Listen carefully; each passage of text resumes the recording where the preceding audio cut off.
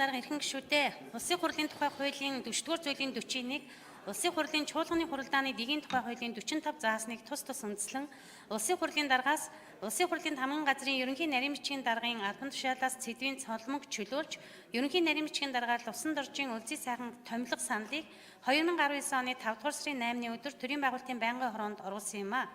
Улсын хурлын даргын дээрх саналуудыг төрийн байгуулалтын байнгын хороо 2019 оны 5 дугаар сарын 8-ны өдрийн хуралдаанаараа хэлэлцээд дараах санал дүгнэлтийг нэгдсэн хуралдаанд оруулж байна.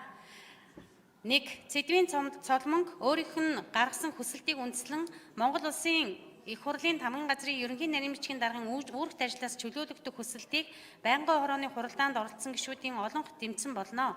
2.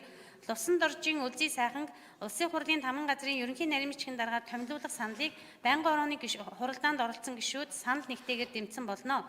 Хэлэлцэн асуудлуудтай холбогдуулан Улсын хурлын гишүүд асуулт асууж үг хэлж байр сууриа илэрхийлсэн болно. Улсын хурлын эрхэм гишүүдээ Улсын хурлын тамган газрын ерөнхий нарийн бичгийн даргаыг томилох, чөлөөлөх асуудлаар төрийн байгуулалтын байнгын хорооны санал дүгнэлтийг хэлэлцэн шийдвэрлэж өгөхийг та бүхнээс хүсье. Анхаарал тавьсанд баярлалаа.